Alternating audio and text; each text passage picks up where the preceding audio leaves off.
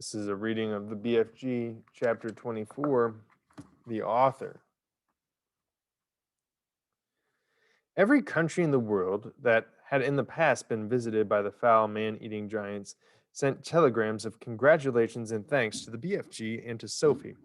Kings and presidents and prime ministers and rulers of every kind showered the enormous giant and the little girl with compliments and thank yous, as well as all sorts of medals and presents. The ruler of India sent the BFG a magnificent elephant, the very thing he had been wishing for all his life. The king of Arabia sent them a camel each. The Lama of Tibet sent them a llama each. Wellington sent them 100 pairs of wellies each. Panama sent them beautiful hats. The king of Sweden sent them a barrel full of sweet and sour pork. Jersey sent them pullovers. There was no end to the gratitude of the world. The queen herself gave orders that a special house with a tremendous high ceiling and enormous doors should immediately be built in the Windsor Great Park next to her own castle for the BFG to live in. And a pretty little cottage was put up next door for Sophie. The BFG's house was to have a special dream storing room with hundreds of shelves in it where he could put his beloved bottles. What is more, he is given the title of Royal Dream Blower. He was allowed to go galloping off any place in England on any night of the year to blow his splendid fizz wizards through the windows into to sleeping children. The letters poured in to his house by the millions from children begging him to pay them a visit.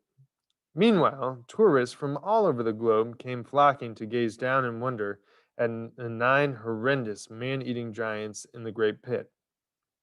They came especially at feeding time when the schnozkumbers were being thrown down by to them by a keeper, and it was a pleasure to listen to the howls and growls of horror coming up from the pit as the giants began to chew upon the filthiest tasting vegetable on earth.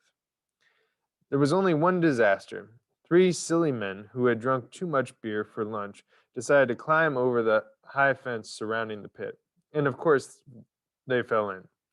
There were yells of delight from the giants below, followed by the crunching of bones. The headkeeper immediately put up a big notice on the fence saying, "It is forbidden to feed the giants."